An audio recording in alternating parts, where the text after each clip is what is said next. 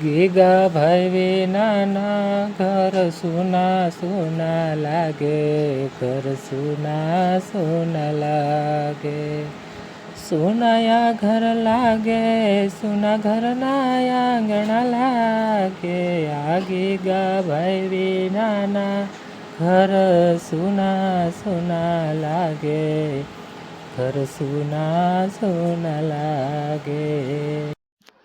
તો જય માતાજી, જય મંગલમાં બધાને. તો જો આપણે આવી ગયા છે ભગુડા જય મંગલ રિસોર્ટ એન્ડ હોટલમાં. તો તમે લોકો ગમે ત્યારે ભગુડા આવો તો એકવાર આ હોટલની મુલાકાત જરૂર ને જરૂર લેજો, કારણ કે હોટલમાં ઘણી બધી અવનવી સુવિધા છે અને રહેવા ફરવા માટેની ખૂબ જ સારી જગ્યા છે. જો બગીચો છે, બાળકો માટે સ્વિમિંગ પુલ છે અને હોટલમાં પણ જમવાનું તમને બધું જ ઓલરેડી A to Z મળી રહેવાનું છે. તો રાહ જેની જુઓ છો મિત્રો, એકવાર આ હોટલની મુલાકાત જરૂર ને જરૂર લેજો. તો આપણે જો આવી ગયા છે જય મંગલ હોટલ રિસોર્ટમાં, અને જો આ છે બધો હોટલનો નજારો. અને હવે અમે આવી ગયા છીએ અંદર. તો હાલો આપણે હવે હોટલ બતાવશું બધે. જો આ છે હોટલનું બેકગ્રાઉન્ડ બધું. અને અમારી યારે જાનવી માસી પણ આવી ગયા છે તળાજાથી. તો હાલો આપણે હોટલ દેખાડશું. અને આ છે હોટલની ઓફિસ, એટલે અંદર હોટલના માલિકને પણ આપણે મળી લઈએ. કેમ છે? જય માતાજી. તો આ છે જય મંગલ હોટલ એન્ડ રિસોર્ટ. તો મિત્રો ગમે ત્યારે ભગુડા આવો તો એકવાર આ હોટલની મુલાકાત લેજો. ભલે આવીને એક હોટલે કદાચ રહેવું ના આવે, પણ આટો મારવા એકવાર જરૂર ને જરૂર આવજો. અંદર ફરવા માટે, ફોટોગ્રાફી કરવા માટે, વિડીયો શૂટિંગ કરવા માટે એની કોઈ ના નથી. રસ્તામાં જાતું પબ્લિક જોવો બધું અંદર આવતું જ હોય છે, બેઠું હોય છે, ફોટા પાડતું હોય છે.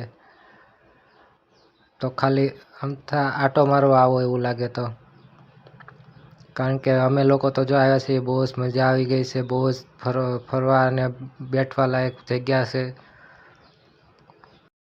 બાજુમાં વાડી વિસ્તાર છે, એટલે તમને કુદરતી પવન પણ સરસ મજાનો ઝાડવાનો મળી રહેવાનો છે મિત્રો. તો આ જુઓ બાળકો માટેની બધી અલગ અલગ આઈટમ છે, જે રમવા માટેની હિંચકા છે, લસરપટ્ટી છે. તો હાલો હવે આપણે જઈશું હોટલના રૂમ તરફ. સ્વિમિંગ પુલ છે, પછી જો આ હોટલના જે રૂમ આવે એ રૂમ છે. જો આ રીતની બધી બેડ છે, અંદર બાથરૂમ છે, બધી સુવિધા છે. મતલબમાં આ છે અંદરની હોટલ અને હોટલનો નજારો મિત્રો. જો કાંઈ ન ઘટે. જો અમારા જાનવી માસી તો જો એને બહુ જ મજા આવી ગઈ છે હોટલમાં. અને શું કહેવાય કે જો બધે અમે ફરી પણ લીધા છે અને હવે આવી ગયા છીએ હોટલના રૂમ સુધી. તો આપણે આ જો આખી હોટલની રૂમ છે, જે આ રીતની છે. બધી અલગ અલગ મતલબમાં સુવિધા છે. અને જો અમારા જાનવી માસી તો ફોટા પણ પાડવા માંડ્યા છે. એને તો બહુ જ મજા આવી ગઈ છે. અને મિત્રો આ હોટલમાં ખાલી રહેવા માટે પણ સુવિધા છે, જમવાની પણ છે, ગાર્ડન છે, બગીચો છે. અને બીજી વાત એ કે કોઈ પણ લગ્ન પ્રસંગ હોય અથવા સગાઈ હોય, મોટું ફંક્શન હોય, કોઈનો બર્થડે હોય, તો એ બધાય માટે પણ આ હોટલ તમે બુક કરી શકો છો ફેમિલીમાં. તો તમે એ પણ બુકિંગ કરી શકો છો હોટલ. અને જો આ હોટલનું સ્વિમિંગ પુલ છે સરસ મજાનું. અત્યારે રાતના કેટલા મતલબમાં 1-2 વાગ્યા છે અને બાળકો જો બધા હજી સ્વિમિંગ પુલમાં નાહી છે. બધા છોકરાઓ નાના નાના છે. અને આ છોકરાવારે તો બહુ જ મજા આવી ગઈ બધા યારે. અને જાનવી માસીને પાડીને બધા જ બાળકો ખુશ થઈ ગયા. અને એમને મળવા માટે નાતા બધા છોકરાઓ હમણાં બહાર આવી ગયા છે. જો સરસ મજાનું નાનું એવું સ્વિમિંગ પુલ છે. અને અહીંયા સાઈડમાં ઝૂલા, શું કહેવાય, હિંચકા મતલબ કે ઝૂલા પણ છે. શાંતિથી તમે બેસીને તમારું શું કહેવાય કે કોઈ પણ કામકાજ હોય, ફોન છે, આ છે, તે છે, તમે ટાઈમપાસ કરી શકો છો. જો નાના એવા હિંચકા બે છે. સરસ મજાનું નાનું એવું લોકેશન છે. જો બાળકો બધા બહાર આવી ગયા છે.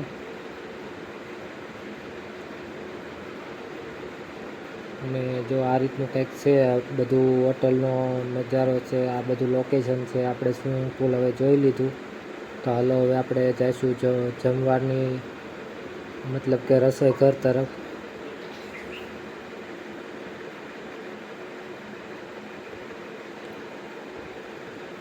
તો જો અમારા જાનવીમાંથી હાલ્યા જાય છે ને આ છે બગીચો બાળકો માટે. અને હવે આપણે આવી ગયા છીએ રસોઈ ઘર તરફ, મતલબ કે કિચન તરફ. તો આ છે કિચન જમવાનું. તો આ છે આખું રસોડું અને તમે લોકો ગમે ત્યારે આવો, કોઈ પણ જમવાની વસ્તુ માંગો તો તરત ગરમા ગરમ તમને આપી શકે છે. એટલે બધી સુવિધા છે જો હોટલમાં. તો ફેમિલી સાથે, મિત્રો સાથે અથવા પરિવાર સાથે તમે ગમે ત્યારે આવી શકો છો. અને જમવાનું પણ તમને A to Z કોઈ પણ અવેલેબલ તમને મળી જાય છે. તો મિત્રો આ છે હોટલ અને આ છે જમવાની જગ્યા. અને હાલો હવે આપણે શું કહેવાય કે હોટલ પણ જોઈ લીધી છે, હોટલનો રૂમ જોઈ લીધો. અને આ છે હોટલનું રસોડું, એટલે કે જમવા માટેનું કિચન અને હોલ. અને હવે આપણે જઈશું જ્યાં સામે દેખાય છે ઓફિસ, મતલબ કે શું કહેવાય મેન ટેબલ, ત્યાં જઈશું.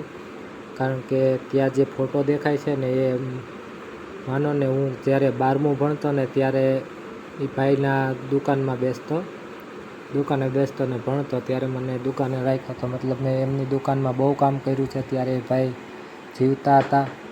અને એ કોણ છે એમનો પરિચય પણ હું આપી દઉં. અત્યારે જે હોટલના માલિક છે નાજુભાઈ કામળિયા કરીને, એમના મોટા ભાઈ ગીગાભાઈ કામળિયા છે. અને એ હતા ત્યારે મતલબમાં મેં એમની દુકાનમાં હું બહુ બેઠો છું. મતલબ કે અત્યારે થઈ ગયા છે. તો જ્યાં સુધી જાનવી માસીને અહીંયા શું કહેવાય કે શુભ મુહૂર્ત સાથીઓ કરીને શુભ મુહૂર્ત કરે ત્યાં સુધી આપણે ગીગાભાઈ માટે મારે 2 કડીમાં ગાવું હોય અને એને શ્રદ્ધાંજલિ આપવી હોય ત્યારે.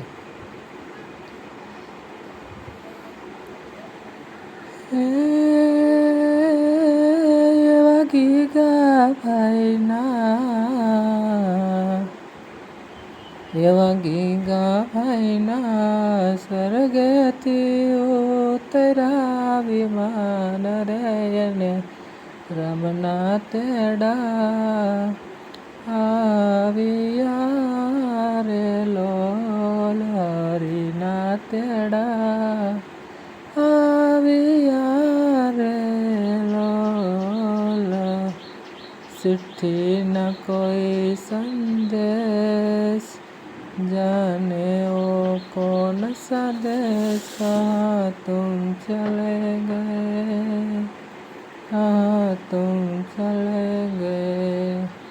હલો મિત્રો, તો જો આપણે હવે છે ને હોટલનો પરિચય અને શું કહેવાય કે પૂરી હોટલમાં ફરી લીધા છે.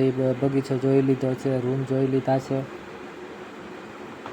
જમવા માટેની જગ્યા મતલબ કે હોલ જોઈ લીધો છે. હવે આપણે જઈશું ઘર તરફ.